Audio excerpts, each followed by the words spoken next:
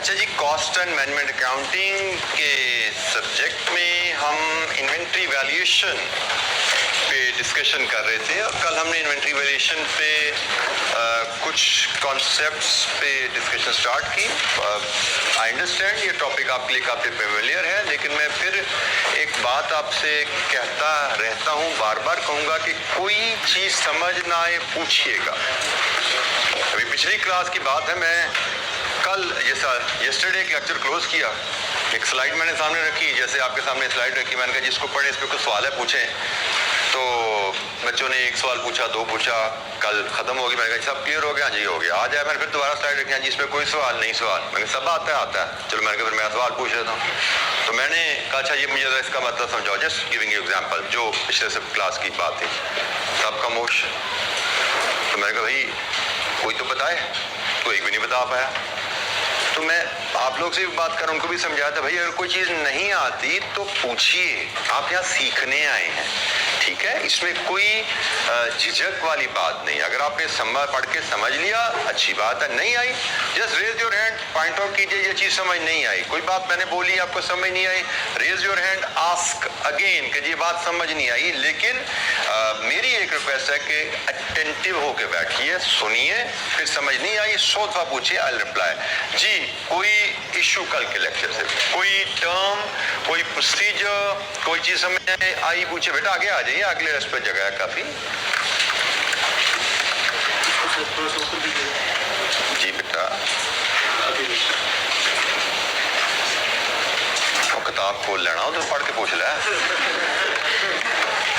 सब कुछ किताब की चीज़ें लिखी, वहाँ से बोलो कौन सी टर्म बोलो।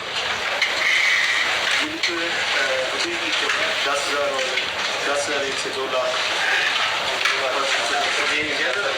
पेज नंबर, किताब खोलता मैं अभी, पेज 11। पेज 11 पे आप कहते हैं जनाब इलस्ट्रेशन 2 जी। अच्छा जी, हम यहाँ पे वो चीज़ डिस्कस नहीं हुई, मैं यहाँ पे आपके सामने लाता हूँ। आपके साथी सवाल पूछना चाह रहे हैं टेक्स्ट बुक का पेज 11 के ऊपर, जहाँ पे कुछ बात हो रही है। ये हमने जहाँ पे प्रोसीजर की बात की थी, मैंने अप्रूवल की बात की थी आपसे, तो ये उसी के रेफरेंस से जिक्र किया गया है। मैंने आपसे कहा था कि हर ट्रांजैक्शंस की अप्रूवल होनी चाहिए। तो यहाँ पे शायद purchase of material from supplier should be properly authorised and approved by the appropriate manager. Supplier को जो ऑर्डर प्लेस करने हैं उसमें भी अप्रूविंग अथॉरिटी कोई होनी चाहिए, और अक्सर जो ऑर्गेनाइजेशन है उनमें अप्रूविंग अथॉरिटीज को फाइनेंशियल लिमिट से लिंक कर दिया जाता है। जैसे this is just an example कि भाई अगर तो 10,000 तक का परचेज ऑर्डर है ना, तो वो फाइनेंस मैनेजर अप्रूव कर दे, उसके साइन से सप्लायर को भेज देना। लेकिन ऑर्डर अगर 10,000 से ऊपर है, 2 लाख तक के दरमियान है, तो जो सीनियर मैनेजर है वो उसकी अथॉरिटी है उसको अप्रूव करने की। और अगर ऑर्डर 2 लाख से भी ऊपर का है तो फिर फाइनेंस डायरेक्टर जो है ना वो अप्रूव करेगा ऑर्डर को। तो ऑथराइजेशन की मैंने आपसे कल बात की थी कि ऑथराइजेशन बड़ी ज़रूरी होती है तमाम बिजनेस ट्रांजेक्शन्स के लिए। बेटा आगे आ जाइए, आगे आ जाइए, बिजनेस ट्रांजैक्शंस के लिए। और उनमें ऑथराइजेशन में ये एक आप कह दीजिए एक एंगल फर्दर ऐड किया गया है कि ऑथराइजेशन यूजुअली किसी एक बंदे के पास सारी पावर नहीं दे दी जाती, पावर उसकी सीनियरिटी लेवल्स के साथ से तकसीम कर दी जाती हैं। तो ये उसकी एक एग्जांपल यहाँ पे दी हुई थी हमने। जी एनी अदर क्वेश्चन किसी और बच्चे के पास कोई और सवाल? किताब बेटा जरूर जाके पढ़ा कीजिए, मुझे खुशी इस बच्चे ने किताब पढ़ी तो उसको एडिशनल इन्फॉर्मेशन वहाँ पे मिली, क्योंकि ये चीज़ें में रखें किताब में। पहली बात ये नोट्स हैं हमारे, इन नोट्स में ऑलरेडी चीज़ें जो एक टेक्स्ट बुक होती है उससे समराइज फॉर्म में लिखी होती हैं, तो ये आपको ज़रूर पढ़नी चाहिए, बार बार पढ़नी चाहिए। नोट्स को पढ़ना, मैंने कहा लर्निंग के लिए भी पढ़ना है, रिवीजन के लिए भी इसको बार बार पढ़ना है आपने। तो अब हम जब क्लास में डिस्कशन करते हैं कुछ चीज़ें ऐसी बेसिक्स होती हैं जो इंटेंशनली छोड़ दी जाती हैं आपके लिए, पढ़ोगे तो पूछोगे। अब हर चीज़ एग्जाम पॉइंट ऑफ व्यू से अहम नहीं होती, इसलिए क्लास में नहीं लाया जाता, लेकिन आप जितनी रीडिंग करते हो उतनी आपकी नॉलेज बेस्ड सब्जेक्ट के बारे में बेहतर होती है और क्वेश्चंस में परफॉर्मेंस आपकी इंशाअल्लाह बेहतर होती जाती है। अच्छा जी, हमने कल जो बातें की थी उनमें बेसिक प्रिंसिपल हमने कहा जी इन्वेंट्री वेरिएशन में क्या है कि हमें इन्वेंट्री को लोअर ऑफ कॉस्ट और एनआरवी पे वैल्यू करना है फाइनेंशियल स्टेटमेंट में। फाइनेंशियल स्टेटमेंट में valuation inventory profit loss statement में भी यूज होती है, opening stock, closing stock, raw material का, वर्क इन प्रोसेस का और फिनिश गुड्स का। हमने कल कॉस्ट ऑफ सेल का पूरा फॉर्मेट सीखा था। और वही जो क्लोजिंग स्टॉक होता है आपकी स्टेटमेंट ऑफ फाइनेंशियल पोजीशन में रिफ्लेक्ट होता है अंडर करंट एसेट हेडिंग। तो वैल्यूएशन हमें फाइनेंशियल रिपोर्टिंग में भी चाहिए, वैल्यूएशन हमें कॉस्टिंग में भी चाहिए। तो कॉस्टिंग में वैल्यूएशन का जो एस्पेक्ट है उस पर भी हम बात करते हैं, लेकिन हमने पहले फाइनेंशियल स्टेटमेंट के रेफरेंस से लोअर ऑफ कॉस्ट और एनआरवी के प्रिंसिपल पे हम बात कर रहे थे। और उसमें हमने कॉस्ट की डेफिनेशंस कि हमने डिफरेंट टाइप्स ऑफ इन्वेंट्री की कॉस्ट कैसे मेजर की जाती हैं उस पर बात की थी, थ्योरेटिकल प्रिंसिपल पे बात हुई थी।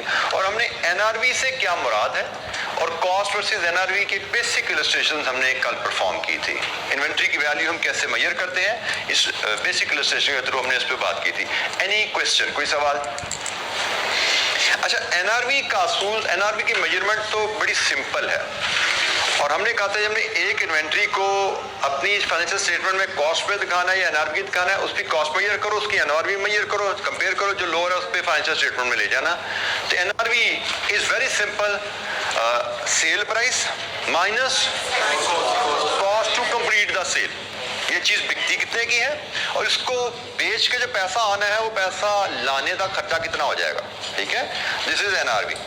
लेकिन कॉस्ट में कुछ कॉम्प्लिकेशंस आती हैं क्योंकि आपको पता है कि कॉस्ट तो बदलती रहती है, क्योंकि हम एक प्रोडक्ट, एक मटेरियल जो खरीदते हैं साल में कई दफा खरीदते हैं और अक्सर प्राइसेस बदलती रहती हैं ड्यू टू मैनी रीजन। तो डिफरेंट प्राइसेस पे हम मटेरियल खरीद रहे हैं, तो जब हम इन्वेंट्री वैल्यूएशन कर रहे हैं which cost should be used in valuation. तो हमने साल में 10,000 यूनिट खरीदे, 1000 के 10 ऑर्डर हमने प्लेस किए थे। अब 10 के 10 ऑर्डर में प्राइसेस 2 रुपए 4 रुपए के फर्क से हैं। अब हमारे पास साल के एंड पे जो 500, 1000, 2000 यूनिट बच गए हैं उनको हम किस रेट पे फाइनेंशियल स्टेटमेंट में कॉस्ट पे रिफ्लेक्ट अगर करें तो क्या होनी चाहिए रेट। तो उसमें चैलेंज आता है, रेट्स बदलते रहते हैं। तो हमने तरीका पढ़ा हुआ है कि भाई ऐसी सिचुएशन हो जहां पे रेट्स बदल रहे हैं तो वी हैव 2 ऑप्शन, एक फर्स्ट इन फर्स्ट आउट और एक वेटेड एवरेज। दोनों मेथड से आप फेमिलियर हैं। तो first in first out method में क्या करते हैं जी हम? First in first out method क्या कहता है?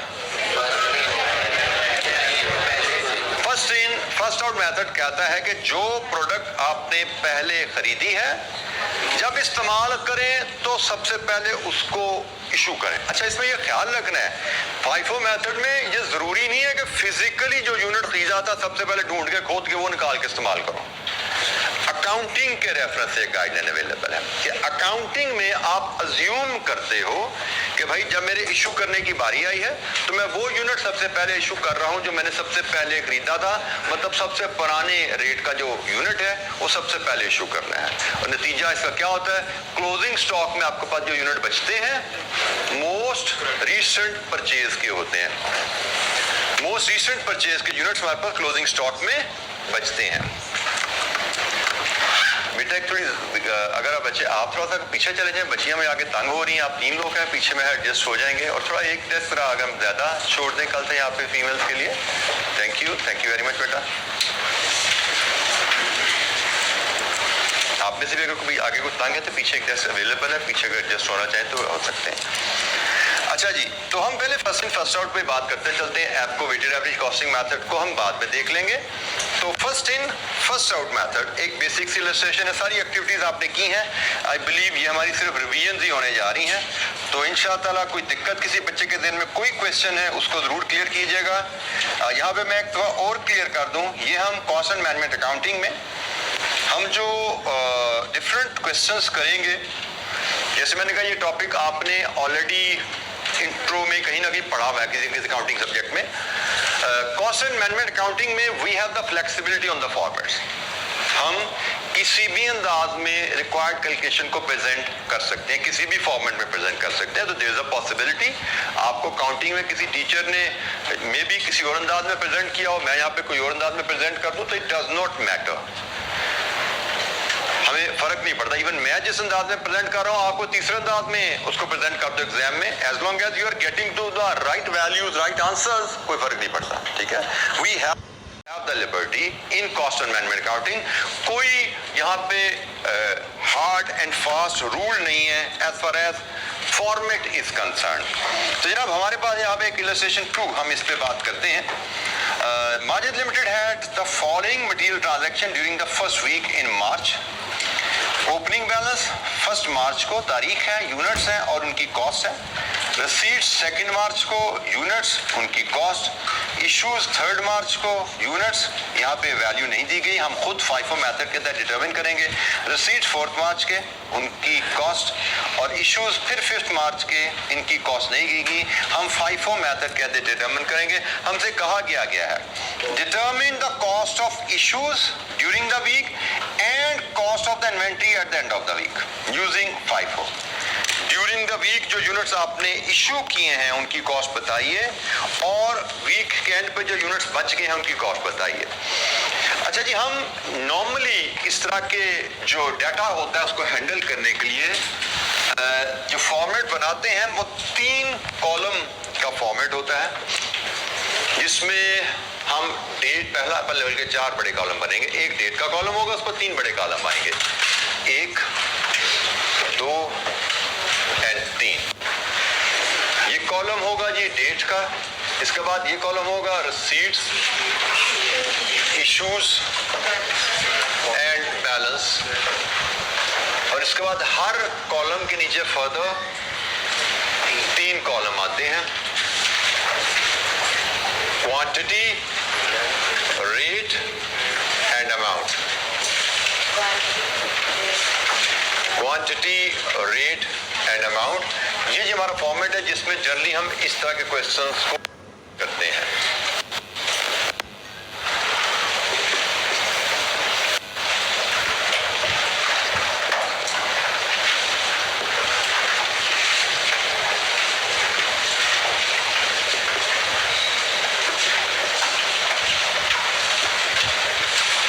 हम इसमें कुछ सिंपल, ये बिल्कुल फॉर्मेट सीखने वाली इलस्ट्रेशन है, वेरी बेसिक, वो भी देखेंगे। आगे चल के थोड़ी सी एडवांस इलस्ट्रेशन जिसमें कुछ वेरिएशंस, वेरिएबल ज्यादा आएंगे, उनको भी देखेंगे। So starting point is 1 March. Balance हमारे पास 10 यूनिट्स, 2 रुपए के हिसाब से 20 रुपए की वैल्यू, ये जी हमारे पास ओपनिंग बैलेंस आ गया। अच्छा, बाय द वे, हम ये जो रिकॉर्ड मेंटेन करने जा रहे हैं, इस रिकॉर्ड को क्या कहते हैं, स्टेटमेंट को क्या कहते हैं, याद है किसी को? Laser card. लेजर कार्ड या स्टोर लेजर कार्ड, बिल्कुल ठीक है। स्टेटमेंट को हम लेजर कार्ड या स्टोर लेजर कार्ड कहते हैं। अच्छा, दूसरी बात आएगी ना आस्क यू, दूसरी बात क्या थी, भूल गया। हाँ, ये स्टोर लेजर कार्ड हम इन्वेंट्री का रिकॉर्ड मेंटेन कर रहे हैं, और इन्वेंट्री के रिकॉर्ड के बारे में आपने मुझे कल ही बोला था, परपेचुअल पीरियोडिक, 2 चीजें पढ़ी हुई आपने। ये कौन सा सिस्टम है? Perpetual. Why it is called perpetual? What is the difference between perpetual and periodic? ये कौन बताएगा? एक बार याद करा करके बताया, कौन बताएगा? इतने बोल रहे थे, एक भी नहीं याद लगा, बोलो। इन्वेंट्री का परपेचुअल में रिकॉर्ड साथ साथ अपडेट होता है, थोड़ी सी और बेहतर रिफाइंड। जी बेटा, इन्वेंट्री में परपेचुअल सिस्टम ऑफ रिकॉर्डिंग क्या है? Any other volunteer? आसान सी बात है, कोई तो बोलेगा। हाँ भाई, आप बताओ। काली शर्ट, क्या नाम है? बिलाल। बिलाल, आप बताओ, परपेचुअल इन्वेंट्री सिस्टम क्या होता है? किसके साथ है? मेरे साथ, आपके साथ? जैसे जैसे क्या? परपेचुअल में जो सेल्स होती है उसके साथ साथ कॉस्ट ऑफ सेल्स की अपडेट। परपेचुअल सिस्टम से मुराद है हर रिसीट और हर इशू के बाद इन्वेंट्री बैलेंस डिटरमिन किया जाता है, अपडेट किया जाता है। Perpetual is from the word, perpetual का मतलब होता है हमेशा।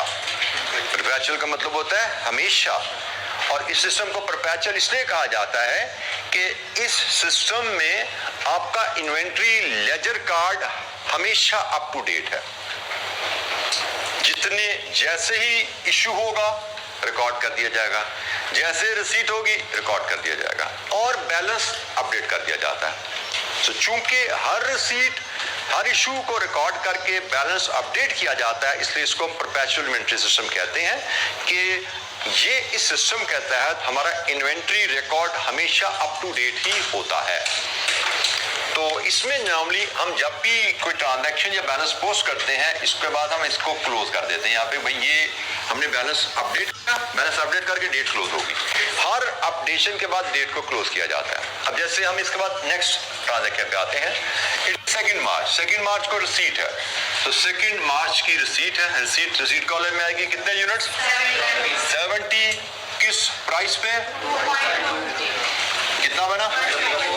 154। अच्छा, अब हमने इसका बैलेंस फिर अपडेट करना है। हर रिसीट इशू के बाद बैलेंस अपडेट होना है।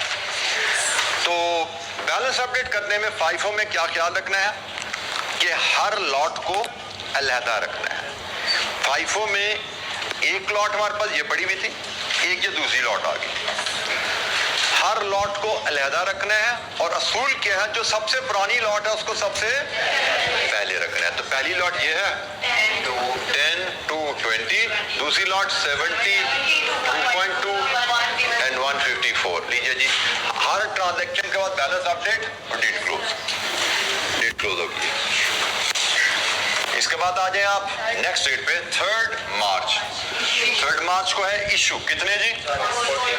40 यूनिट्स। अब हमने ये 40 यूनिट्स इशू करने हैं, इशू के कॉलम में आ जाएंगे और FIFO मेथड कहता है भाई जो 40 यूनिट इशू करने हैं उनमें सबसे पहली लॉट को यूज करो। सबसे पहली लॉट को यूज करो। तो इसके बाद 40 में से 10 यूनिट्स जाएंगे 2 रुपीज वाले और बाकी जो बचे 30 वो 2.2 वाले। ये बने 20 रुपए और ये बने 66। बाकी क्या बचा? सिर्फ इस लॉट में से 40 बच गए 2.2 वाले और ये हो गया 88। ट्रांजैक्शन रिकॉर्ड की for the day, balance update किया, डेट क्लोज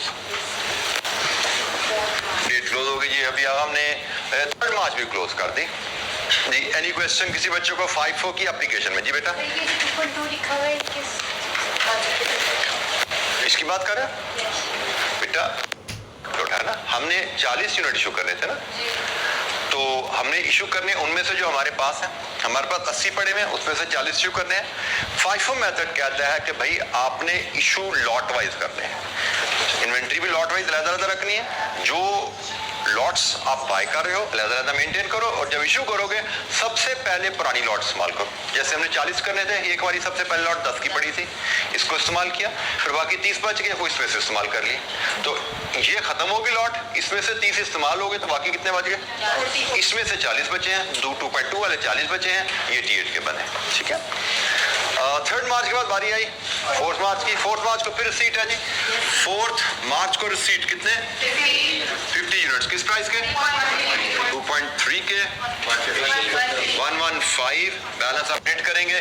40 पहले के पड़े हुए हैं 2.2 वाले 88, 50 बाद में आ गए 2.3 वाले 115।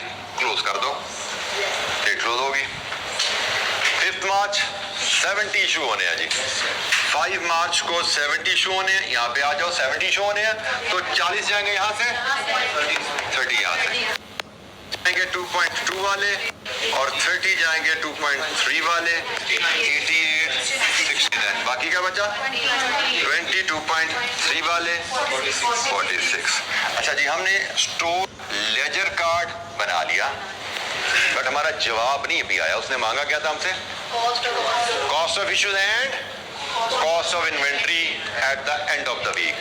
सो ये ज़हन में रखना है। अक्सर हम सवाल करते हुए अपनी तरफ से सवाल कंप्लीट करके आगे चले जाते हैं, लेकिन असल में वो कंप्लीट हुआ नहीं होता। तब ये सवाल कंप्लीट हुआ नहीं है, तो हमें यहाँ पे बताना है कि कॉस्ट ऑफ इश्यूज क्या है। तो इश्यूज तो है भाई ये, तो कॉस्ट जाननी है, यहाँ टोटल ले लो।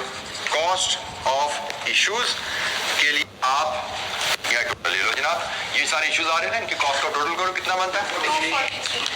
240 कॉस्ट इश्यूज है जी। और कॉस्ट ऑफ इन्वेंट्री है तो जनाब वो पड़ी है ये है कॉस्ट ऑफ इन्वेंट्री। ये जी inventory and cost of issues. ये हमारा जवाब कंप्लीट हुआ। FIFO मेथड के तहत रिकॉर्ड करना, बिल्कुल सिंपल एक इलस्ट्रेशन जिसमें हमने आप समझिए सिर्फ फॉर्मेट को रिकॉल किया और उसके बेसिक प्रिंसिपल को रिकॉल किया। आगे चल के इसमें कुछ कॉम्प्लेक्सिटीज जो आपने ऑलरेडी डील करना सीखी हैं उनकी भी रिवीजन आ जाएगी, बट फिलहाल हमने सिर्फ फॉर्मेट रिकॉल किया। यहाँ पे कोई सवाल किसी बच्चे के ज़हन में? जी बेटा, क्या चीज समझना चाहते हैं? बेटा फॉर्मेट में हमने, आपने इंट्रो पढ़ी हुई है?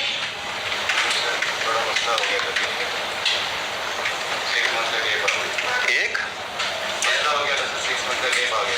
अच्छा पढ़ी हुई इंट्रो, मेरा सवाल था इंट्रो पढ़ी हुई आपने? हाँ जी पढ़ी हुई है। बात बच्चे हैं ना वो जिन्होंने इंट्रो नहीं पढ़ी होती उनका ज्यादा मसला आ जाता है ना, इसलिए पूछना चाहता हूँ। बेटा 3 कॉलम रिसीट्स इश्यूज बैलेंस में हम स्टोर लेजर कार्ड बनाते हैं। स्टोर लेजर कार्ड में हमने क्वांटिटी रेट अमाउंट में receipts, quantity rate amount 3 column में, फर्दर 3 कॉलम में डिवाइड करके हमने इश्यूज, और क्वांटिटी रेट अमाउंट में 3 कॉलम में फर्दर डिवाइड करके हमने बैलेंसेस इसी अंदाज में मेंटेन करने हैं। The key principal is FIFO method में हर लॉट का रिकॉर्ड अलहदा मेंटेन किया जाता है। हर लॉट जो आप इन्वेस्टमेंट एक ऑर्डर के अगेंस्ट परचेज करते हो जो मटेरियल, उसको अलहदा किया था। हम इसको 80 इकट्ठा नहीं कर सकते, हम इसको यहाँ पे 90 इकट्ठा नहीं लिख सकते। हमें हर परचेज ऑर्डर के अगेंस्ट जो मटेरियल आया है उसको अलहदा रखना होता है, even if the prices are the same. 2 lots की 2 ऑर्डर की प्राइसेस सेम भी हो तो हम उनको इकट्ठा नहीं करेंगे, हम उनको अलहदा ही लेके चलते चलेंगे, ठीक है। और FIFO मेथड कहता है जब भी आपने बैलेंस कॉलम में इन्वेंट्री डालनी है, सबसे पुराने ऑर्डर जो खरीदा गया उसकी इन्वेंट्री सबसे ऊपर और सबसे नई जो परचेज है वो सबसे नीचे आएगी। ये आपके बैलेंस कॉलम की मेंटेनेंस के प्रिंसिपल हो गए। और इशू करते हुए भी आपने ये ख्याल रखना है फर्स्ट इन फर्स्ट आउट, जो सबसे पुराना मटेरियल खरीदा हुआ है सबसे पहले उसको इशू करेंगे आप। जैसे हमने यहाँ पे 40 इशू करने थे तो हमने ये 80 इनमें से 40 इशू करने थे, इन 80 में से 40 इशू करने हैं तो 80 में से पहले 10 ये इशू करेंगे, बाकी बच गए 30, इन 70 में से 30 इशू करेंगे, ठीक है। तो इस अंदाज में इसको मेंटेन करते चलते हैं। तो कॉस्ट ऑफ इश्यूज और cost of inventory at the end of week हमसे मांगा गया था, ये हमारी वैल्यूज हमारे पास हैं। कॉस्ट ऑफ इश्यूज हमने सम कर लिया इश्यूज के कॉलम का, टोटल हमने 1 2 3 4 ये वैल्यूज इश्यूज की हैं, और ये हमारी inventory at the end of the week हमारे पास अवेलेबल है। जी एनी क्वेश्चन, किसी और बच्चे के दिन में कोई सवाल? अच्छा जी, FIFO की बेसिक प्रिंसिपल की रिवीजन और ये उसके कुछ advantages and disadvantages, read through the advantages and disadvantages. कोई पॉइंट समझ ना आए पूछिए।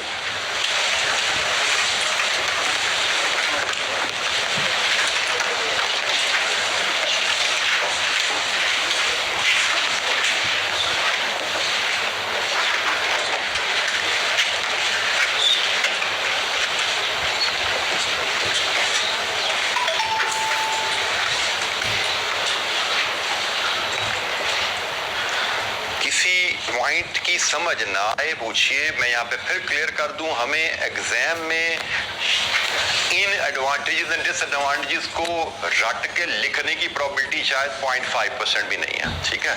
हमने इनको रटना नहीं है, ये बार बार मैं आपको बात कहता रहता हूँ कि हमने कॉस्ट और मैनेजमेंट अकाउंटिंग के सब्जेक्ट में कुछ रटना नहीं है। रटने से मुराद होती है इस अंदाज में याद करना जैसे इसको दोबारा रिप्रोड्यूस करना है, तो ऐसा कुछ नहीं है हमारा रिक्वायरमेंट यहाँ पे कॉस्ट और मैनेजमेंट अकाउंटिंग में। हमें यहाँ पे समझना रिक्वायर्ड है कि भाई हमें समझ आ जाए ये चीजें जो लिखी हुई, इनका मतलब उनकी रेलेवेंस हमें समझ आ जाए, ठीक है। तो ये आपका ऑब्जेक्टिव है। एडवांटेज का फर्स्ट पॉइंट और दोनों पूछ रहे हो? पहले फर्स्ट पॉइंट एडवांटेज का, it is logical. First in first out method को हम लॉजिकल कह रहे हैं कि जो चीज पहले खरीदी उसको पहले इस्तेमाल कर लो। हम इसको लॉजिकल इसलिए कह रहे हैं कि जो चीज पहले खरीदी नॉर्मली उसकी एक्सपायरी भी, अक्सर पेरिशेबल आइटम में उनकी एक्सपायरी भी पहले होती है, तो जो चीज पहले खरीदी उसको पहले इस्तेमाल करना मेक्स सेंस। कि नहीं तो पुरानी चीजें जो है अगर आप उनको जल्दी इस्तेमाल नहीं करोगे तो वो हो सकता है उनमें से चीजें ऑब्सोलीट, एक्सपायर होना शुरू हो जाए। That's why we are saying it is logical. जो फिजिकल फ्लो है उसको रिफ्लेक्ट कर रहा है। जो चीज पहले आई उसको पहले इस्तेमाल कर लो। जो पाइपलाइन में आपकी इन्वेंट्री स्टोर में पहले घुस गई है उसको पहले बाहर कर दो इस्तेमाल करके। तो this is logical. Cumbersome to operate, cumbersome कहते हैं मुश्किल चीज को। बाय द वे अगर किताबें पुरानी लिखी हुई हैं, बहुत पुरानी लिखी हुई हैं, आजकल तो कुछ कंबरसम टू ऑपरेट नहीं होता।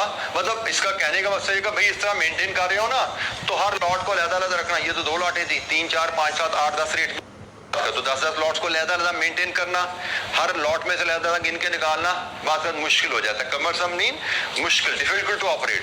बाय द वे मैं अगेन कह रहा हूँ ये मुश्किल तो तब है जब मैनुअली चीजें रखो। तो आजकल तो मैनुअल से दौर बहुत आगे जा चुका है, हर चीज कंप्यूटराइज हो चुकी हुई है। तो शायद ये डिसएडवांटेज पुराना हो चुका है, लेकिन किताबें जो कि पुरानी लिखी होती हैं उनमें चीजें आ रही होती हैं। तो असल में ये प्रॉब्लम जो है मुश्किल की वो कंप्यूटर के अंदर निकल चुकी हुई है। अब आपने कंप्यूटर को कमांड देनी है, उसको सिखाना है भाई ऐसे कैलकुलेशन करनी है। अब तो बात उससे भी आगे AI पे जा चुकी है, तो जिंदगी तो बहुत आगे तेजी से आगे जा रही है। तो बहरहाल मुश्किल है। कंबरसम का मतलब मुश्किल टू ऑपरेट है। हमारे अंदाज में जिस तरह हम काम करते हैं पेन टू पेपर, रजिस्टर पे it is difficult to operate. जी लास्ट एडवांटेज, इसमें क्या चीज समझ नहीं आई? रिप्लेसमेंट कॉस्ट की टर्म समझ नहीं आई। रिप्लेसमेंट कॉस्ट आपको कौन सी कॉस्ट आती है? आपने कॉस्ट हिस्टोरिकल कॉस्ट पढ़ी है ना? हिस्टोरिकल कॉस्ट क्या होती है? हिस्टोरिकल कॉस्ट जिस कॉस्ट पे आपने मटेरियल खरीदा था, जैसे ये जस्ट मादी में कितने का खरीदा था, दिस इज हिस्टोरिकल कॉस्ट। दूसरी करंट कॉस्ट, करंट कॉस्ट क्या होती है? आज खरीदे तो कितने का मिलेगा, यही रिप्लेसमेंट कॉस्ट है। ठीक है, करंट कॉस्ट ही रिप्लेसमेंट कॉस्ट है। आप कह दीजिए उसका अल्टरनेटिव टर्म है ये रिप्लेसमेंट कॉस्ट के। आज हम ये चीज खरीदें कितने की मिलेगी, ये इसका एडवांटेज कैसे है? आपके साथी का कहना है कि inventory values are near to replacement cost. ये एडवांटेज कैसे है? कोई साथी कोशिश कर सकता है ये बताने की why it is an advantage? आप बताइए। क्लोजिंग इन्वेंट्री होती है वो चीजें जो लास्ट में परचेज की होती है।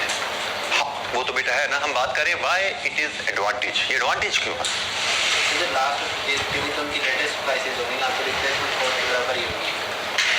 बिल्कुल ठीक है, ये जो अभी रिप्लेसमेंट कॉस्ट के बराबर है। जी बिल्कुल ठीक है। यहाँ पे बेसिकली देखें जो आपकी क्लोजिंग इन्वेंट्री होती है वो कहाँ कहाँ आपकी फाइनेंशियल पोजीशन में रिफ्लेक्ट होती है। आप कहाँ रिफ्लेक्ट होती है फाइनेंशियल स्टेटमेंट में? P&L में भी और करंट एसेट्स में भी। तो करंट एसेट्स में जो वैल्यू आपकी नजर आ रही है वो मार्केट वैल्यू के करीब तर है। जो उसकी असल वैल्यू है आजकल उसके करीब तर वैल्यू पे आपका एसेट बैलेंस शीट में नजर आ रहा है, क्योंकि statement of position statement of financial position आपकी एसेट्स और लायबिलिटीज में बैलेंस बता रहे होते हैं, कितने एसेट्स है कितने लायबिलिटीज है। तो FIFO मेथड में आपके जो एसेट्स नजर आ रहे हैं इन्वेंट्री के हेडिंग के अंदर वो आपकी जो करंट मार्केट वैल्यूज है उसके करीब तर है, जो कि हम कह सकते हैं कि बेहतर ऑप्शन है, एक बेहतर इंफॉर्मेशन है। जी अगर डिफ्लेशनरी एनवायरनमेंट चल रहा हो फिर भी ये बात ट्रू। बेटा इन बोथ केसेस आपकी डिफ्लेशनरी है या इन्फ्लेशनरी है, आपके बैलेंस शीट में जो आपके एसेट्स आ रहे हैं, जो इन्वेंट्री आ रही है, वो जो मार्केट में प्रिवेलिंग प्राइसेस हैं उसके करीब तर वैल्यू पे आ रहे हैं, एक रियलिस्टिक पिक्चर दे रहे हैं। इन्फ्लेशन है या डिफ्लेशन है, एक रियलिस्टिक रियलिटी के करीब एसेट की वैल्यू है। ठीक है, जो आजकल मार्केट में एसेट की वैल्यू है, इन्वेंट्री की वैल्यू है, आपकी बैलेंस शीट में उसके आसपास वैल्यू पे, उसके करीब तर वैल्यू पे आपकी बैलेंस शीट में आ रहे हैं। तो हम कहते हैं कि आपके एसेट्स जो फेयर वैल्यू है उस पर रिफ्लेक्ट हो रहे हैं ना बैलेंस शीट में। वो कोई किसी रीडर को कोई धोखा नहीं दे रहे, तो रीडर उनको पढ़ के मिस गाइड नहीं हो रहा, लिखा 100 का है असल में 2 का है, ऐसी बात नहीं है। लिखा 100 का है तो मार्केट में भी 100 का ही है भाई एसेट। मिस गाइड रीडर तब होगा लिखा 100 का है मार्केट में 120 का मिलता है, लिखा 100 का है मार्केट में 80 का मिलता है। इसका मतलब जो लिखा है किताबों में वो ठीक नहीं लिखा। लेकिन अगर जो लिखा है मार्केट में भी उतना है तो हम कहते हैं जी हमारी स्टेटमेंट ऑफ फाइनेंशियल पोजीशन की इंफॉर्मेशन बहुत बेहतर है, रिलायबल है, फेयर है, कोई उसमें मिस स्टेटमेंट या मिस गाइड होने का कोई पहलू नहीं है।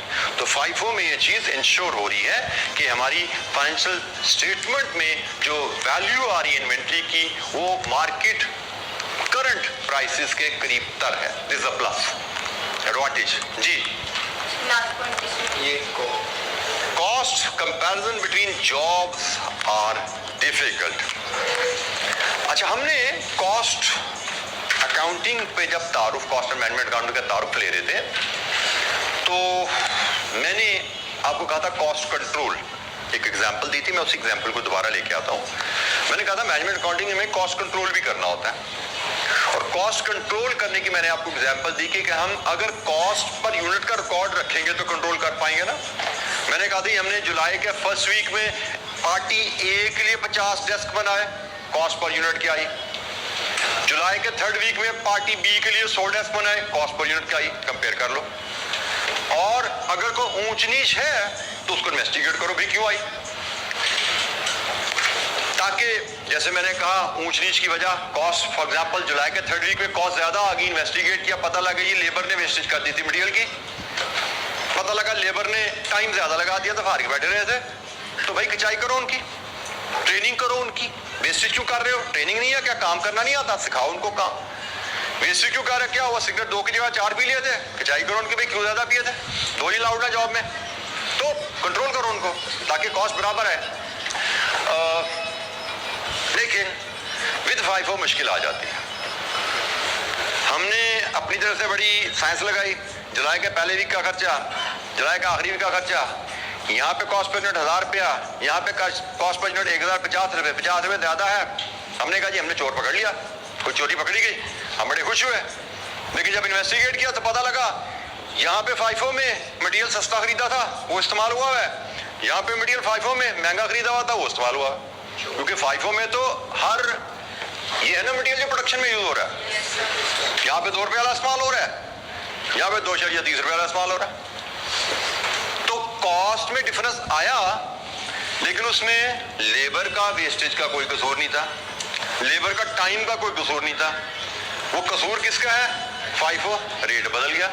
हमने यहाँ पे 3 मार्च को जो प्रोडक्शन की थी वहां पे 2 रुपये वाला मटेरियल इस्तेमाल किया, 5 मार्च को जो प्रोडक्शन कर रहे हैं वहां पे 2.30 रुपये वाला, 2.30 पैसे वाला मटेरियल इस्तेमाल कर रहे हैं। तो कॉस्ट डिफरेंस किस वजह से है, क्योंकि डिफरेंट टाइमिंग्स में हमने डिफरेंट रेट का मटेरियल इस्तेमाल कर लिया, कंपैरिजन बनता नहीं है। अब 3 तारीख की प्रोडक्शन कॉस्ट का कंपैरिजन 5 तारीख की प्रोडक्शन कॉस्ट से इतना मीनिंगफुल नहीं रहा ना, क्योंकि उसमें हमने कहा मकसद होता है कंट्रोल करना कॉस्ट को, उसकी वजूहात ढूंढ के उन वजूहात को दूर करना ताकि हम कॉस्ट को कम से कम रख सकें। अब ये वजह ऐसी है जो कि अनकंट्रोलेबल है। फर्क नजर आया, अलर्ट हुए, फ्लैग कर दिया हमने, फर्क आ गया, निकला क्या बीच में से, कुछ भी नहीं, भाई FIFO इस्तेमाल कर रहे हैं, ऐसे फर्क आया था, परेशानी की कोई बात नहीं। ठीक है, तो ये हम कह रहे हैं कि कंपैरिजन मुश्किल हो जाता है, जो मकसद होता है कंपैरिजन का कॉस्ट कंट्रोल करना, वो बात का यहाँ से हमें उतनी इंफॉर्मेशन उस तरह की नहीं नजर आती।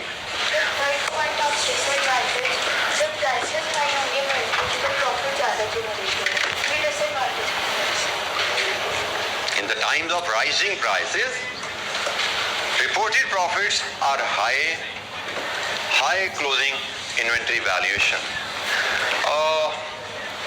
Profits are high, closing inventory valuation is high. Closing inventory valuation high है, ये तो समझ आ गई ना। मैं बेटा हम बात करते हैं कि हमें रिपोर्टिंग फेयर रखनी है, रिपोर्टिंग फेयर रखनी है।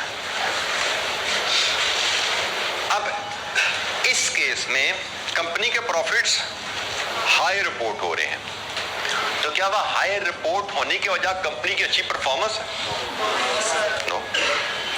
हाई रिपोर्ट होने की वजह है कि इन्फ्लेशन की वजह से मटेरियल की प्राइसेस बड़ी बढ़ गई हैं, तो क्लोजिंग इन्वेंट्री की वैल्यू ज्यादा हो गई। क्लोजिंग इन्वेंट्री ज्यादा हो जाए तो प्रॉफिट ज्यादा हो जाते हैं ना भाई, ये तो पता है ना हमें।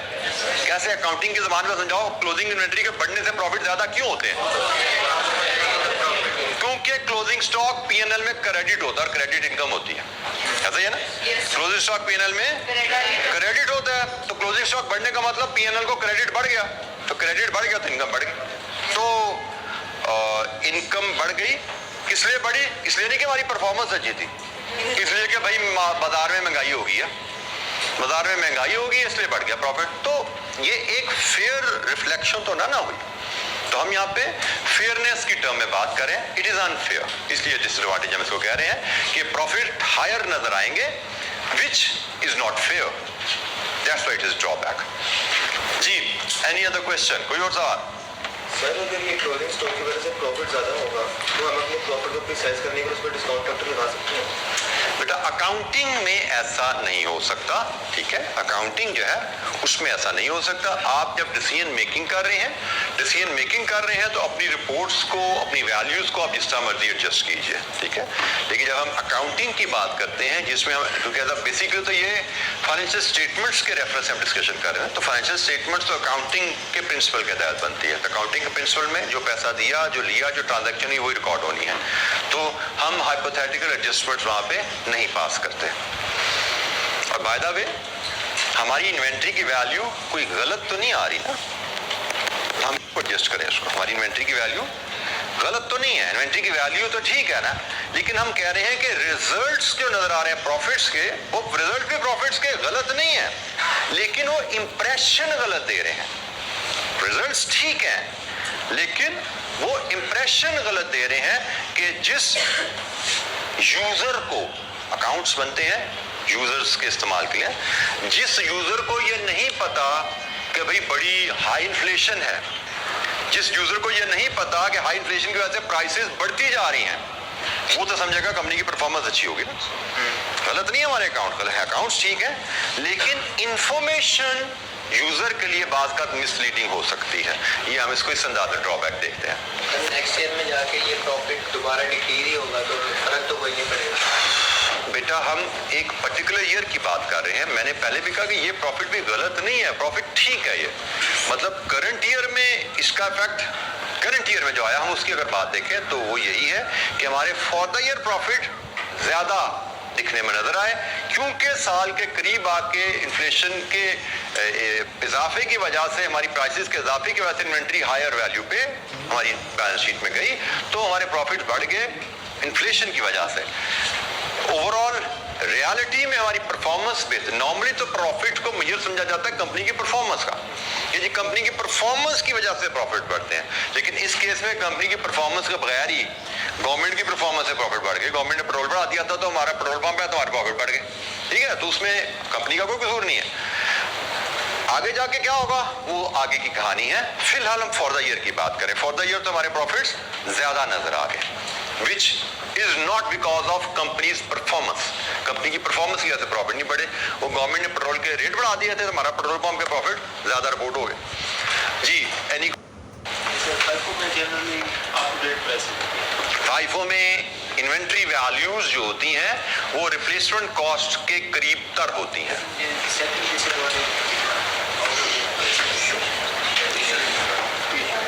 इश्यूज तो पुरानी प्राइसेस पे होते हैं ना, इन्वेंट्री, क्लोजिंग इन्वेंट्री की वैल्यू रिप्लेसमेंट कॉस्ट पे है, इश्यूज पुरानी प्राइसेस पे। अब आज आप मटेरियल इस्तेमाल कर रहे हो, आज मार्केट में रेट चल रहा है 2.3 का, आप प्रोडक्शन में इस्तेमाल कर रहे हो जो आपने 2 रुपीज का खरीदा था, आप प्रोडक्शन को फाइफो पे जब चार्ज करोगे आप तो वो आपका 2 रुपए वाली लॉट पड़ी है, अब वो इस्तेमाल कर रहे हो, लेकिन मार्केट में आज खरीदने जाओ तो 2.30 का मिल रहा है। तो हम इश्यूज पुरानी प्राइसेस पे कर रहे हैं।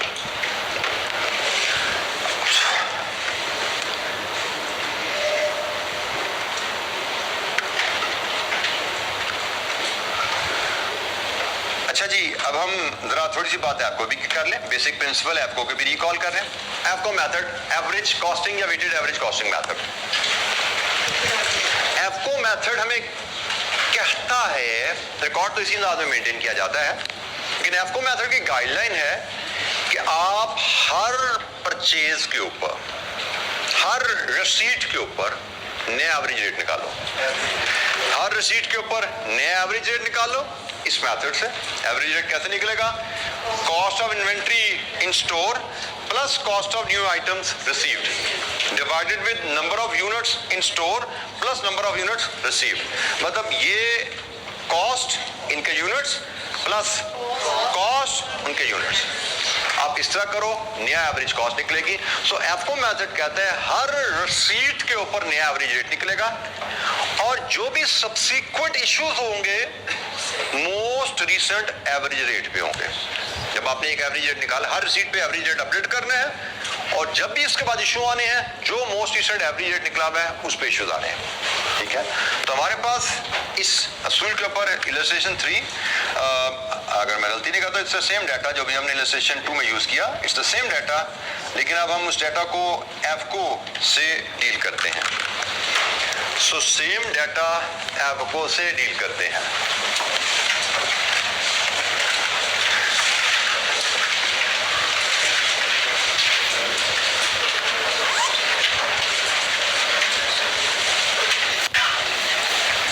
रिक्वायरमेंट भी इसकी सेम है जी, cost of issues during the week and cost of inventory at the end of the week.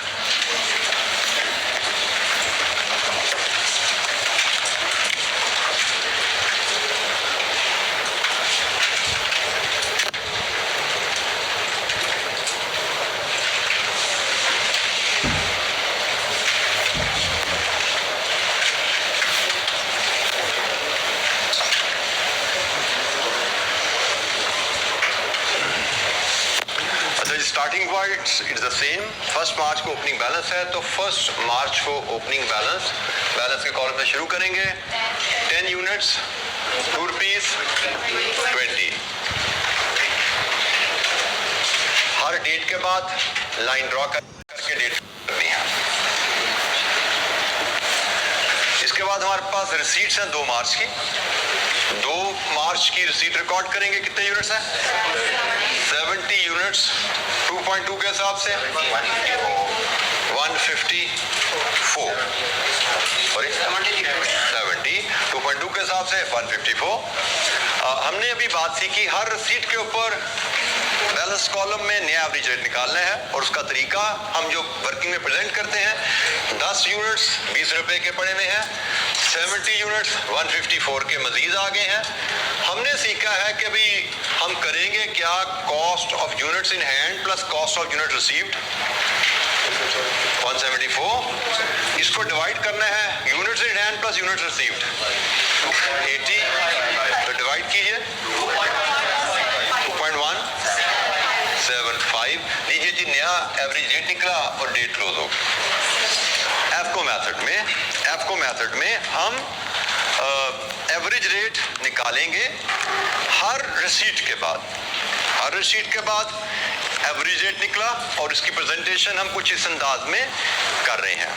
ठीक है, एफको मेथड में हमने नया एवरेज रेट निकाला और उसकी प्रेजेंटेशन हम कुछ इस अंदाज में कर रहे हैं।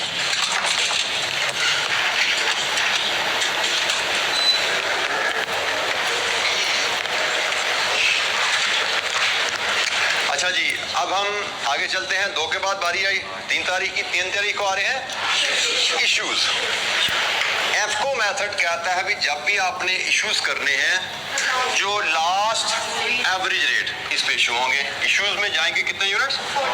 40 2.175 के हिसाब से 87, बाकी बचे 40 2.175 के हिसाब से 87। लीजिए जी बैलेंस अपडेट, डेट क्लोज।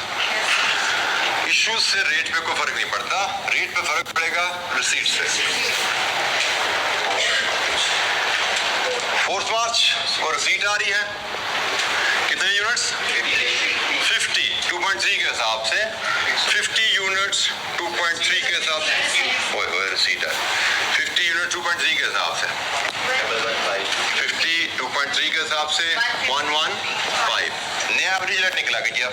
40 पड़े हैं पहले 87 के, 50 आगे 115 के, इसका टोटल करो 202, इसका टोटल 90 2.24। लीजिए जी नया एवरेज रेट आया, डेट क्लोज। हर रिसीट के ऊपर नई एवरेज और हर डेट की ट्रांजैक्शन रिकॉर्ड बैलेंस के बाद डेट क्लोज। नेक्स्ट इज 5 मार्च को इश्यूज हैं कितने? 70 यूनिट्स इश्यूज के कॉलम में और मोस्ट रीसेंट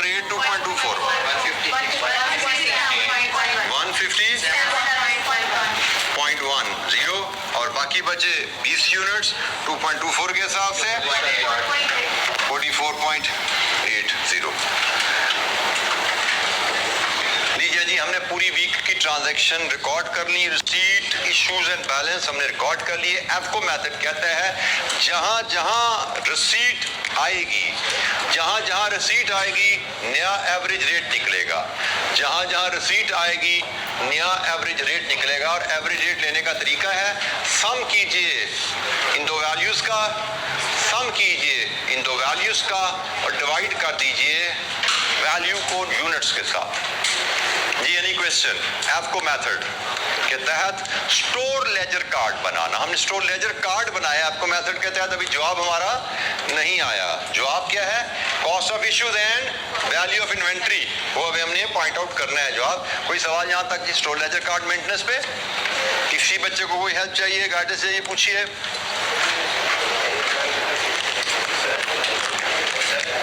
जी बेटा 157 नहीं है,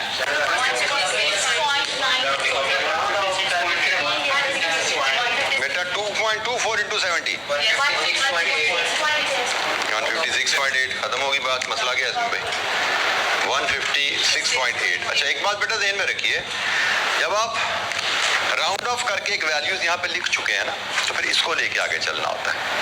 2.24 into 70 लिख करना है आपने। अब यहाँ पे इसकी फुल वैल्यू को लेके आगे नहीं चलेंगे। आपने राउंड ऑफ करके यहाँ पे 2.24 लिख दिया ना, बस अब इसको लेके आगे चलते जाएंगे मैथमेटिक्स में। अब इसमें छेड़खानी हम नहीं करते जी। 156.8। अच्छा जी, कॉस्ट ऑफ इश्यूज के लिए आप एक दो सम कीजिए, कितना आई? 243.80। ये कॉस्ट ऑफ इन्वेंट्री है और कॉस्ट ऑफ इश्यूज है, और ये आपकी है वैल्यू, बल्कि ये वैल्यू नहीं, इसको हम कॉस्ट कहना चाहिए। वहां पे क्या मांगा? Cost of inventory. Cost of inventory, cost of inventory. क्योंकि जब हम वैल्यू ऑफ इन्वेंट्री कहते हैं तो फिर हमें वो असूल लगाना चाहिए।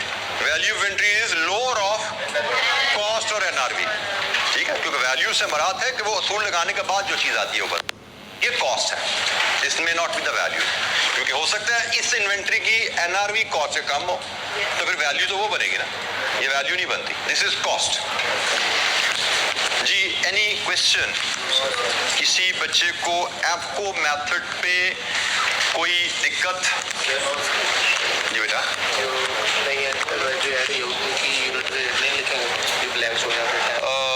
जो मैंने वहाँ ब्लैंक छोड़ दिए फर्क नहीं पड़ता, क्योंकि मैंने एवरेज वर्कआउट करनी है ना। मतलब आपके साथी का सवाल है कि मैंने यहाँ पे ये कुछ सेल्स ब्लैंक छोड़ दिए, ये मैंने ब्लैंक छोड़ दिए, तो क्या यहाँ पे वैल्यूज नहीं लिखनी चाहिए? लिखो ना लिखो फर्क नहीं पड़ता, मेरे लिए इररिलेवेंट इंफॉर्मेशन है। मतलब इस क्वेश्चन को कंप्लीट करने के लिए ये इंफॉर्मेशन मुझे चाहिए ही नहीं, ये इंफॉर्मेशन मैं कहीं यूज नहीं कर रहा। मुझे तो चाहिए क्या?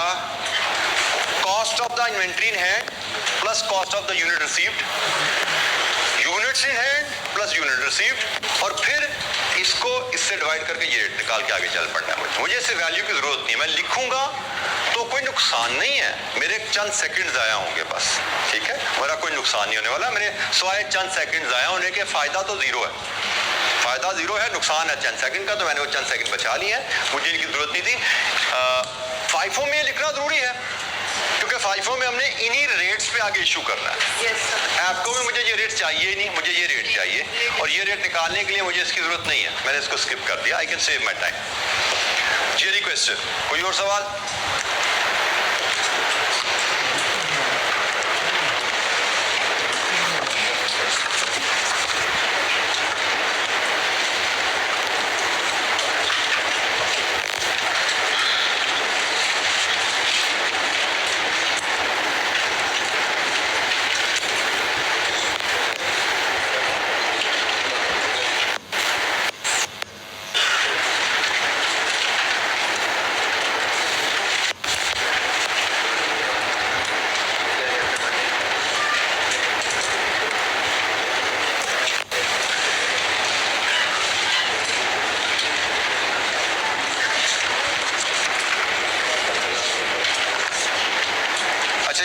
इलस्ट्रेशन 4B बेसिक लेवल की इलस्ट्रेशन में सिर्फ इसमें एक गाइडलाइन आपको मैं दे देता हूँ, ये आपकी होम असाइनमेंट रहेगी, तो मार्क कर लीजिएगा, होम असाइनमेंट करेंगे।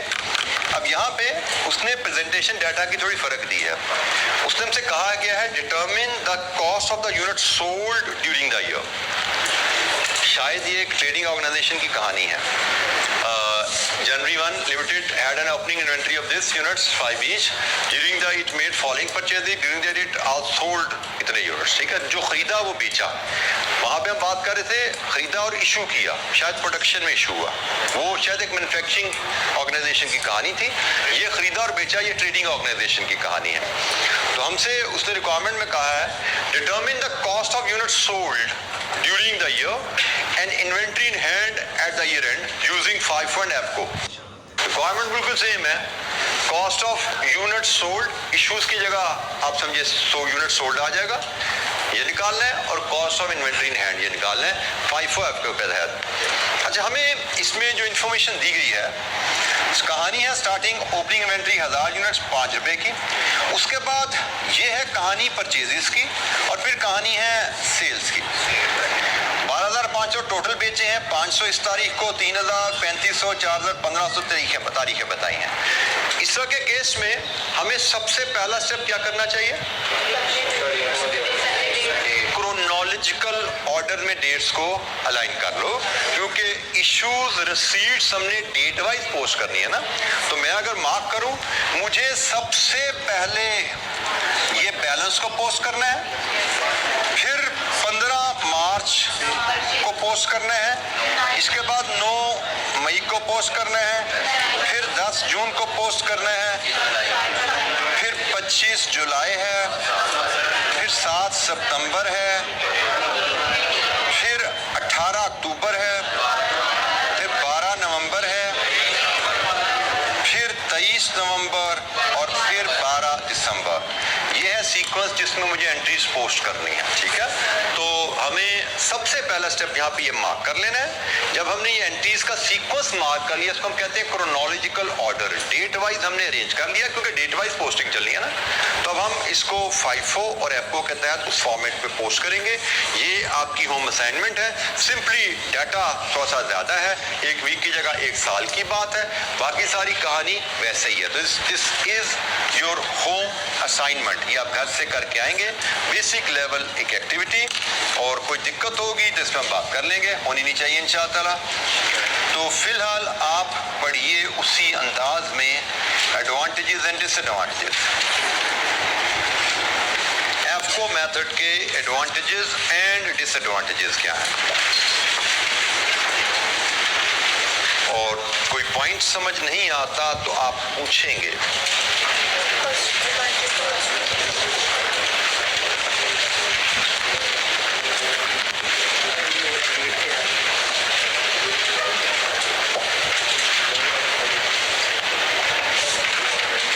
क्लास में डेली किताब आपके पास होनी चाहिए। जब भी लेक्चर सुने, ऑनलाइन बच्चे भी इसका ख्याल रखें, जब भी लेक्चर सुने किताब साथ लेके बैठे, क्योंकि हर वक्त मैं बोर्ड पे आपको डिस्प्ले नहीं करवा पाऊंगा। सवाल कभी हम कर रहे होंगे, कभी कोई चीज़ पढ़ रहे होंगे, तो everything may not be available on the board. मैं डिस्कशन के लिए दूर सामने चीज़ें लाता हूँ, लेकिन रीडिंग के लिए मैं इस पर डिस्प्ले मेरे लिए पॉसिबल नहीं हुआ करेगा हर वक्त मैनेज करना। तो किताब आपके पास होनी चाहिए।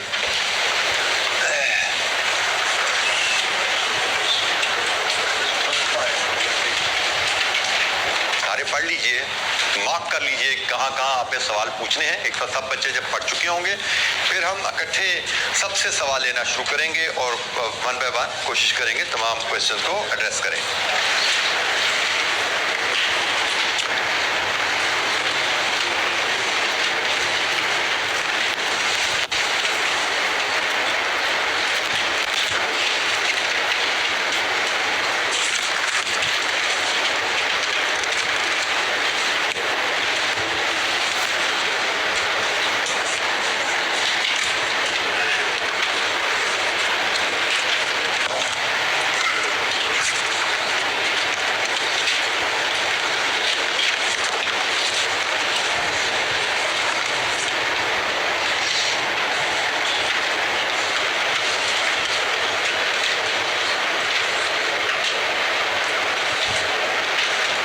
जनाब, अब यू कैन आस्क क्वेश्चंस। तो पहले मुझे लगा किसी ने पूछा ये पहला question, smoothen out price movements.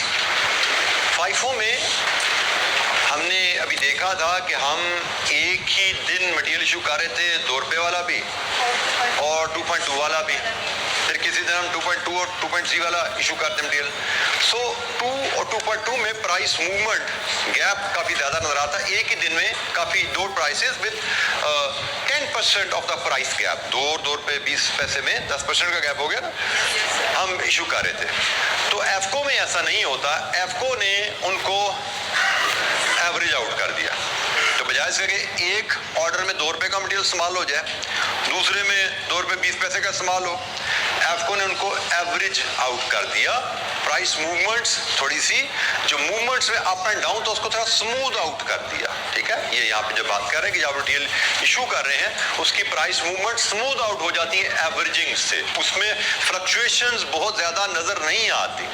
जैसे मैं फिर रिपीट करूं, फाइफो में एक ऑर्डर पे 2 रुपये वाला मटेरियल लगा, दूसरे पे 2 रुपये 20 पैसे वाला लगा, जबकि यहाँ पे दोनों पे 2.175 वाला लगा, जरा थोड़ा सा स्मूथ आउट होगी प्राइसेस। नेक्स्ट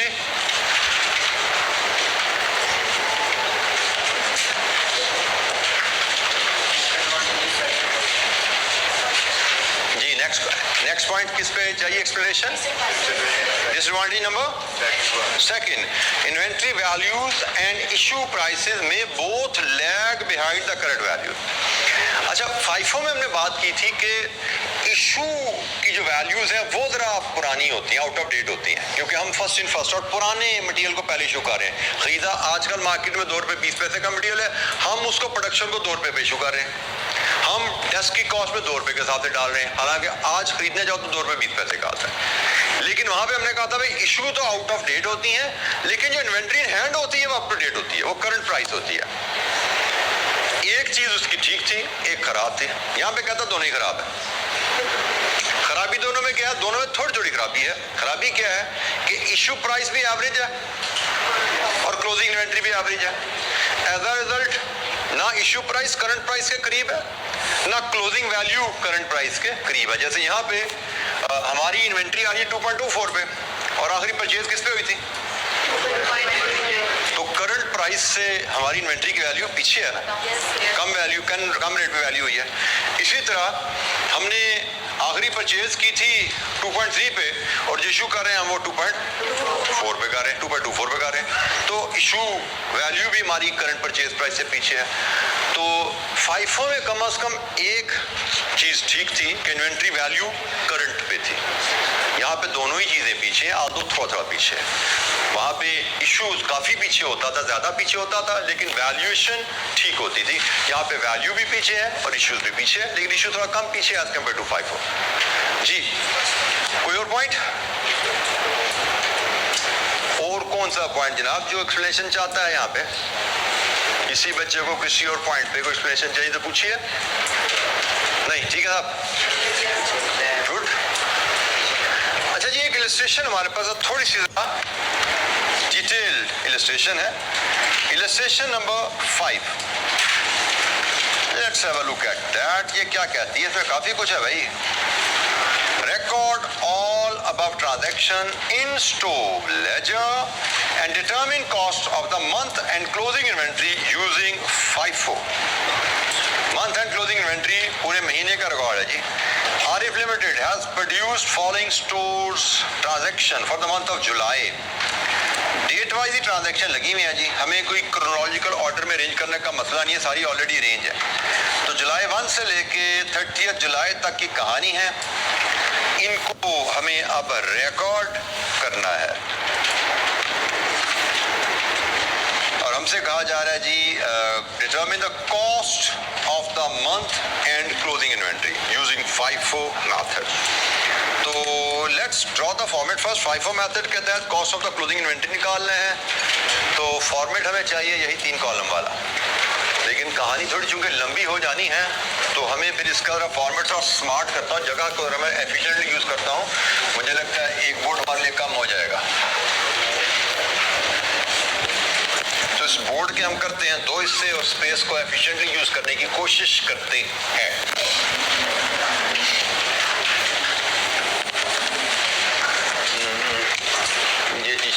कोड का सेंटर है और यहाँ पे हम करते हैं इसके डेट का कॉलम और फिर 3 हिस्से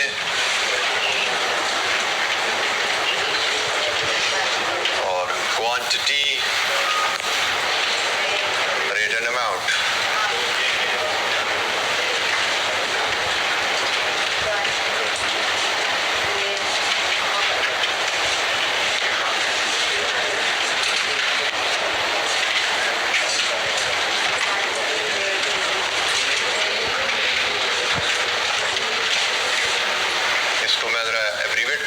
Quantity, rate and amount. Issues, quantity, rate and amount. Balance, quantity, rate and amount. लीजिए जी, यहाँ से अब हम स्टार्ट करेंगे। स्टार्टिंग पॉइंट हमारा है क्या जी? जुलाई 1 ओपनिंग बैलेंस कितने units? July 1 balance 25, rate valued at, ध्यान से रेट पढ़िए, ये वैल्यू है 162.5, तो रेट क्या है? 6.5। Read the question carefully, another reason for you.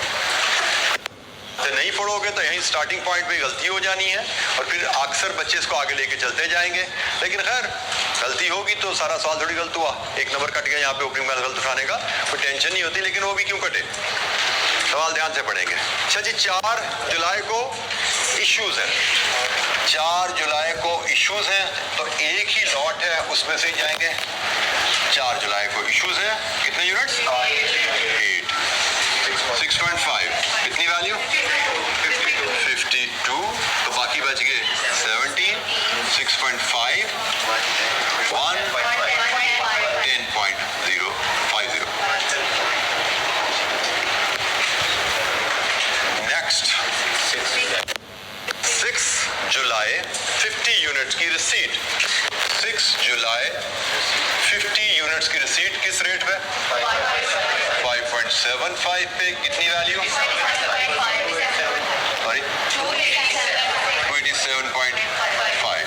2 lots होगी, एक 17 यूनिट्स 6.5 के, एक 50 यूनिट्स 5.75 के, ये बने 110.50 और ये बने 87.50। बैलेंस अपडेट हुआ ट्रांजैक्शन के बाद, डेट क्लोज। इसके बाद 7 जुलाई। अच्छा, इसमें ना कुछ हमारी ट्रांजैक्शंस ऐसी आनी है जो स्ट्रेट फॉरवर्ड नहीं है, थोड़ा हेर फेर है, तो हम उस पर भी इंशाल्लाह बात करेंगे। ये अब थोड़ी सी, जैसे मैंने कहा, इसमें कॉम्प्लेक्स ट्रांजैक्शन या थोड़ी डेविएशन स्टैंडर्ड से हटेंगे हम। तो 7 जुलाई की बात करते हैं जी, 12 यूनिट का इशू है, जाइए जी। तो 7 जुलाई को 12 यूनिट्स का इशू है, एक लॉट में से निकल जाएगा, 6.5 में से निकल जाएगा 78, 5 यूनिट बचे 6.5 वाले, 32.5, और ये लॉट पूरी की पूरी पड़ी हुई है। डेट क्लोज की हमने। 7 के बाद नेक्स्ट 10 जुलाई। अब यहाँ जरा सुनते जाइए अब रहा। 10 जुलाई के return to B, who is B? Supplier. Return to B, B से हमने खरीदा था जनाब माल, ये GRN, याद है ना, गुड रिसीट नोट। ये हमने जब रिसीव किया था माल, GRN के तो रिकॉर्ड किया था, अब इसको वापस जा रहा है। अच्छा, अब यहाँ पे समझने की बात जो है कि बी से हमने ये परचेज किया, हो सकता है इससे पहले बी को परचेज किया हो, लेकिन एग्जामिनर ने हमें इसमें बताया कुछ नहीं ना, कौन सा वापस जा रहा है। तो जब नहीं बताया तो हम समझेंगे जो आखिरी खरीदा गया था उसी से वापस जा रहा है। अब जरा तवज्जो से देखिएगा, हमने वापस करने हैं 10 यूनिट। हमने परचेज की थी, परचेज की रिटर्न है। इसको रिकॉर्ड करने के 2 मेथड हो सकते हैं। एक, आप इसको इश्यूज में रिकॉर्ड कर लो, लेकिन मुझे लगता है ज्यादा लॉजिकल मेथड है इसको रिसीट के कॉलम में नेगेटिव करना, क्योंकि अक्सर चांसेस रहेंगे इश्यूज के कॉलम में रिकॉर्ड करोगे ना तो आपको लगेगा जैसे ये इस्तेमाल हो गया, क्योंकि इश्यूज के टोटल में आ जाएगा, तो वो थोड़ी सी मिसलीडिंग इंफॉर्मेशन हो जाएगी। तो बेहतर यही है कि चूंकि ये परचेज की वापसी है, तो जिस कॉलम में परचेज रिकॉर्ड किया था उसी में इसको नेगेटिव कर दो। तो जनाब हमने रिकॉर्ड करना है किस तारीख को? 10 तारीख को। 10 जुलाई को 10 यूनिट्स हमने वापस करने हैं। किस रेट पे खरीदे थे? यही 5.75 पे वापस करेंगे, 57.50। अच्छा जी, अब हम बैलेंस कॉलम अपडेट करेंगे। कैसे? हमने इस लॉट में से वापस किया ना, तो इस लॉट को कोई चीज नहीं हमने छेड़ना, 565 वाले पड़े हुए हमारे पास। लेकिन अब ये जो लॉट है इसमें रह गए हमारे 40 यूनिट्स, 5.7230। लीजिए जी अपडेट। हर ट्रांजैक्शन के बाद बैलेंस कॉलम अपडेट और डेट क्लोज।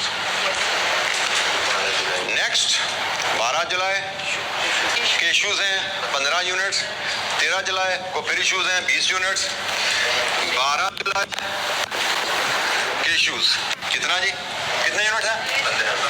15 यूनिट। 12 जुलाई के 15 को जाएंगे 5 यहाँ से, 5 जाएंगे 6.5 वाले और 10 जाएंगे 5.75 वाले।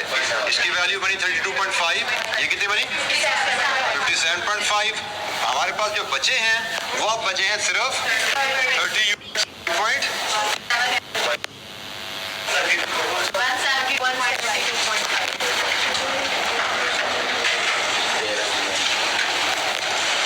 Balance update, date close. 12 जुलाई के बाद नेक्स्ट है जी 13 जुलाई, फिर इश्यूज हैं 20 यूनिट्स के। तो 13 जुलाई के बाद 20 यूनिट्स के इश्यूज हैं। 20 यूनिट के इश्यूज हैं तो एक ही लॉट है, उसमें से जाएंगे 5.75 वाले 115 और बाकी बचे 10 यूनिट्स 5.75 के हिसाब से 57.50। 13 जुलाई। नेक्स्ट 15 जुलाई को क्या है? रसीद फ्रॉम M&N कंपनी, ये दूसरा कोई सप्लायर है, 25 यूनिट्स 6.1 के हिसाब से। 15 जुलाई M&N कंपनी 25 यूनिट्स 6.1 के हिसाब से कितने बने? 152.50। अपडेट होंगे 10 यूनिट्स 5.75 वाले 57.5 के और 25 यूनिट 6.1 वाले 152.5 के। डेट क्लोज 15 जुलाई। जी एनी क्वेश्चन? किसी बच्चे को किसी स्टेप पे कोई दिक्कत तो पूछिए।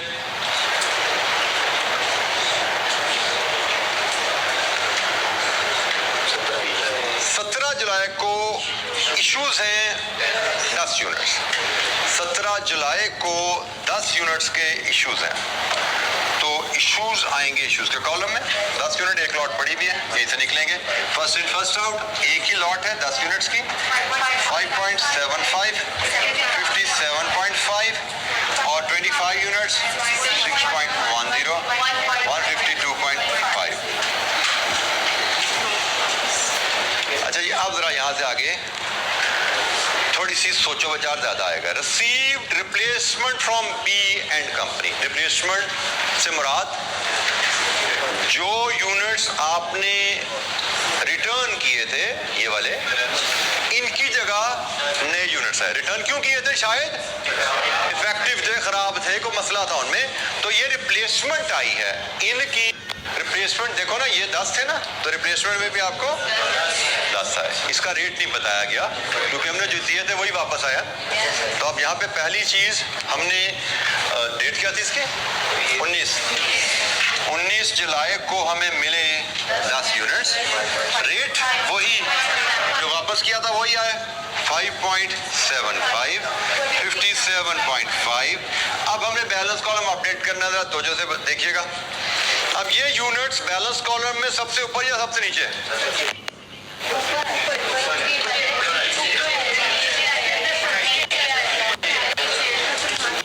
क्या ये यूनिट्स फ्रेश हैं या पुराने हैं? फ्रेश हैं, फ्रेश यूनिट्स हैं। फाइफो मेथड कहता है जो पुराने यूनिट्स हैं उनको पहले इस्तेमाल करना है और जिनको पहले इस्तेमाल करना है उनको ऊपर रखना है। ये तो फ्रेश यूनिट्स हैं। रेट बेशक इनका पुराना है, बट यूनिट फिजिकली तो फ्रेश नए आए ना हमारे पास। इनको हम नीचे रखेंगे। तो पहले 25 यूनिट्स पड़े हुए हैं 6.1 वाले 152 के। रेट बेशक इन 10 यूनिट्स का पुराना है, but these are fresh units from the supplier. तो फ्रेश यूनिट्स हैं। FIFO मेथड कहता है भाई पुराने यूनिट पहले इस्तेमाल करेंगे, फ्रेश यूनिट्स बाद में इस्तेमाल करेंगे, फर्स्ट इन फर्स्ट आउट यहाँ पे प्लेस होंगे। 19 जुलाई। अच्छा, ये आगे हमारी 3-4 ट्रांजैक्शन रहती है, टाइम ओवर हो चुका है, मेरी आगे भी क्लास होती है और यहाँ पे भी कुछ बच्चे आगे बाहर लाइन में लगा के खड़े होंगे। आगे जो 3-4 ट्रांजैक्शन रहेगी इनको हम कल आके कंप्लीट करेंगे। ये यहाँ से हम बात शुरू करेंगे, ये नोट कर लेना, आप मुझे ये बताएंगे, यहाँ से मैं बात आगे लेके चलूँगा। ठीक है जी, थैंक यू, अस्सलाम वालेकुम।